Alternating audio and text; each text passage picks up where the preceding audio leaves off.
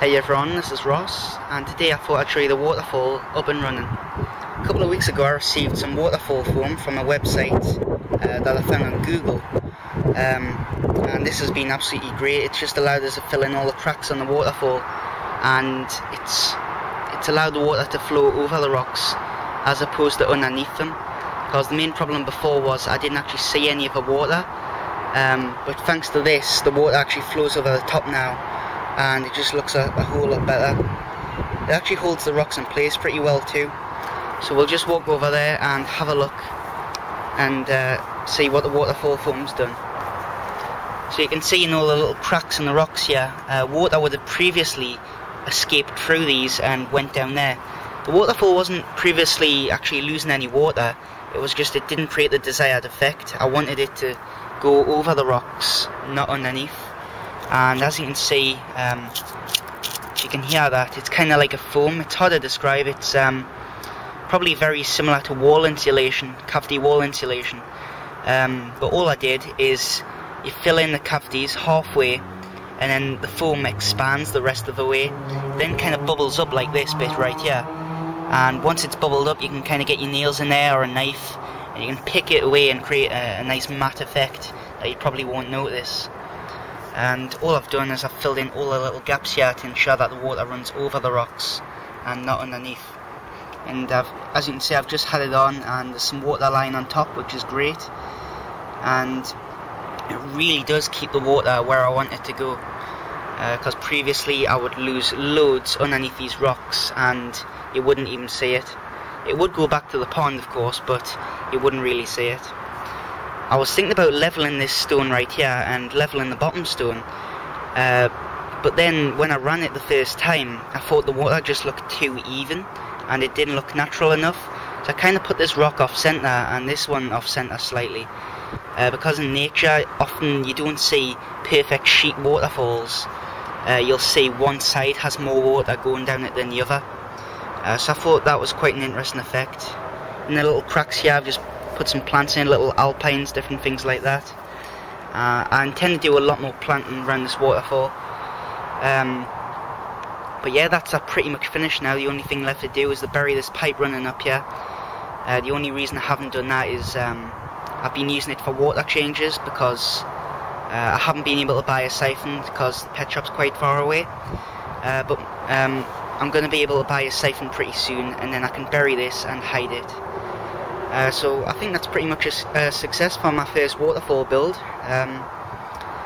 Not everyone's going to like it, I understand that, but I think it's a lot better than the old waterfall I used to have here, and it looks fairly natural, especially from a low angle too. So now I'll just turn the waterfall on and I'll show you how the water goes over the rocks. So it just comes out the pipe there, trickles over there, and into the pond, and it just creates a nice gentle trickling effect. I didn't want anything too loud. I didn't want a super powerful pump so it would be deafening whenever you go in the garden, but it's just a nice little trickling sound, and I'm really happy with how it's turned out. You can see that the pipe spits the water down here against this rock, then creates a small pool, goes around the rock, creates a nice current over this rock. I've saw some birds actually bathing in this part, because the current is quite gentle here and it's very shallow, so the birds do like this. It kind of flows down here and off the rock there, and you can see all the bubbles going in the pond, and the goldfish absolutely love them. See the goldfish there. I'm planning on getting a UV sterilizer for this pond because the algae just isn't going away. I always had an algae problem in the old pond. I've tried barley straw, I've tried loads of different things, but at the end of the day I think I'm just going to have to get some electrical outlets out here and put in a UV sterilizer. So I'll be getting that in a month or so. The water lily leaves, the old water lily leaves are starting to die off, they're starting to melt, but as you can see there's new ones here growing up, so water lilies are doing absolutely great. I've repotted all the dwarf water lilies in one pot, and I've put some dirt in there and they seem to be going wild, so hopefully I'll get a nice covering of lily pads over the surface.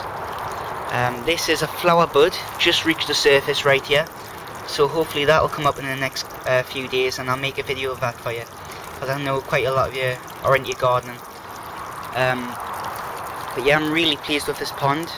The edging I haven't finished just because I've been busy, I've been on holiday, been out with my friends quite a lot, so I've still got to get around that, but there's plenty of time, and I'm going to be putting some nice flat rocks around here, quite natural looking angular flat rocks, and that should hopefully make the pond look a lot more natural.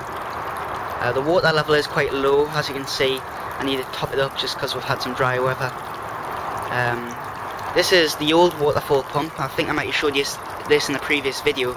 I've just got it as a little bell fountain at the minute. I have it on for a couple of hours a day just to oxygenate the water for the fish. They seem very active, and I've seen a lot of breeding behaviour. I'm also going to be fixing this path because it just looks absolutely terrible. It's an old concrete path, so I'm going to be putting a layer of mortar or cement down, and I'm going to get some small cobbles, and I'm going to make a cobblestone path, because when I was on holiday in Italy I saw lots of cobblestone paths and I just really like them, so I'm going to cobble all this, and hopefully the garden will look a lot better in the next couple of months. So I think that's about it. If you haven't entered my 3,000 subscriber contest yet, I'd highly recommend you do.